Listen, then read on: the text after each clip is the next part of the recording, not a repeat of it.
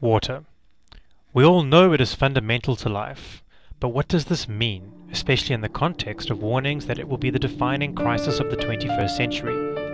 To fully appreciate where we now stand and the implications for our future, we must trace water's role in bringing us to this pivotal point. Water is the source of it all, and we must begin with the source of our water.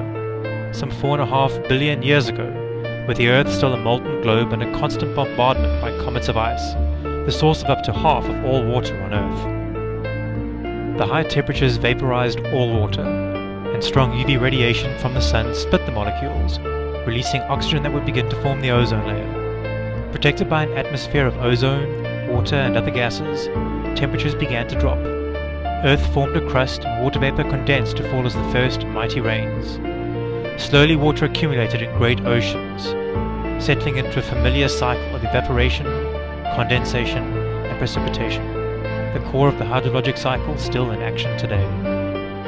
Out of these more stable and aqueous conditions, life was to emerge. All life contains more water than anything else, and so its appearance added a new component to the hydrologic cycle, a temporary yet self-sustaining and self-propagating store of water unlike any seen before. And what a sight at that!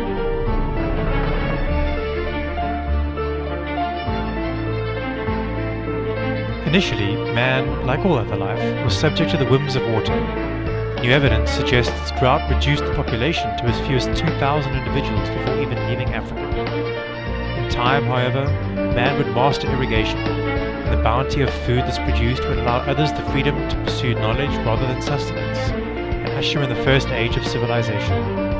Eventually, man would come to claim mastery over water, redirecting it where needed, using it to generate progressively more power, from water wheels to steam engines to hydroelectricity, damming and diking to control flooding, and pumping from underground aquifers to irrigate at unprecedented scales and in unimaginable places. Upon this foundation of reliable access to water, much of the world has prospered.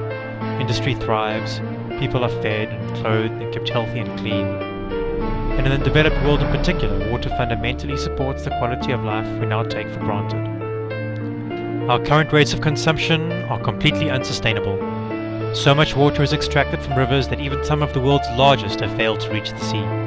The Rio Grande and the Colorado in the US, even the mighty Yellow River in China. The Aral Sea now looks like a desert. Groundwater is then pumped instead, but often at rates far exceeding what nature can replenish. Aquifers around the world have plummeted hundreds of feet or dried up entirely, and the looming shadow of climate change threatens to spread both drought and flooding. In many places, blood has already been spilled over water, the Israeli-Palestine conflict and the violence in Darfur being just two examples from, frankly, a list that is expected to get longer in the coming years.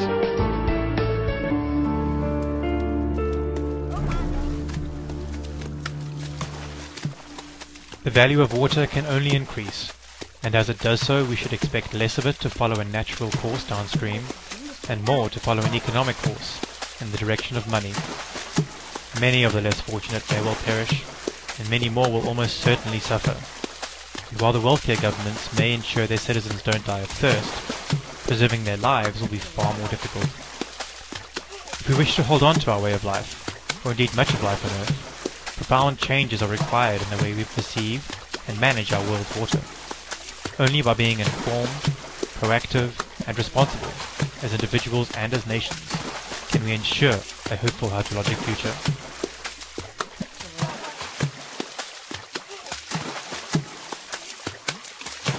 Wash it down, wash it down, wash it down, wash it down, wash it down, wash it down, wash it down, wash it down, wash it down. I know you're stressing. This is a little meditation for you to relax and jump in the pool and, sink and sing. My people drum on water, drink on water, live on water, die for water. My people drum on water, drink on water, live on water, die for water.